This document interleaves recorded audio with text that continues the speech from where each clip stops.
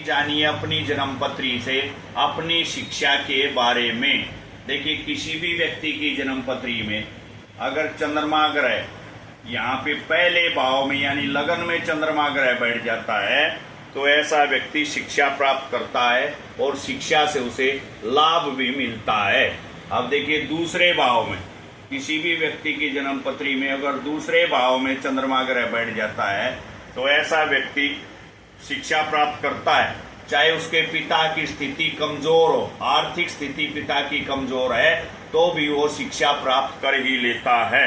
अब देखिए, तीसरे भाव में अगर किसी व्यक्ति की चंद्रमा ग्रह बैठा है जन्म कुंडली में तो ऐसा व्यक्ति माता के सहयोग से शिक्षा प्राप्त करता है, उसकी शिक्षा में माता का योगदान रहता है। अब देखिए, अगर किसी व्यक्ति की जन्म कुंडली में चौथे भाव में चंद्रमा ग्रह बैठा है तो ऐसे व्यक्ति की शिक्षा उत्तम रहती है और शिक्षा से उसे लाभ भी मिलता है। अब देखिए,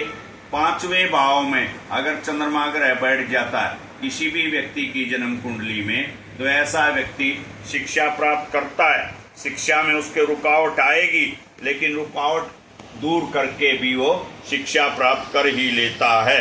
अब देखिए, छठे भाव में अगर किसी व्यक्ति की जन्मपत्री में छठे भाव में चंद्रमा ग्रह बैठ जाए तो ऐसे व्यक्ति की शिक्षा में बार बार अड़चन आती है और अड़चनों के बाद भी शिक्षा वो प्राप्त कर ही लेता है। अब देखिए, किसी व्यक्ति की जन्मपत्री में अगर सातवें भाव में चंद्रमा ग्रह बैठ जाए, सातवें भाव में चंद्रमा ग्रह बैठ जाए, ऐसा व्यक्ति शादी से पहले शिक्षा प्राप्त करता है, शादी के बाद शिक्षा में रुकावट आ जाती है। अब देखिए, किसी भी व्यक्ति की जन्मपत्री में अगर आठवें भाव में चंद्रमा ग्रह बैठ जाए तो ऐसा व्यक्ति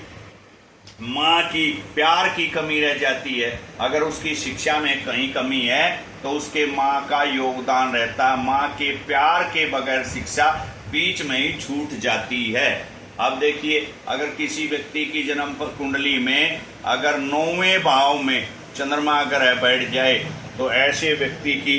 शिक्षा जो है पूरी होती है पर बीच में रुक जाती है, फिर धीरे धीरे पूरी हो ही जाती है। अब देखिए, किसी व्यक्ति की जन्मपत्री में अगर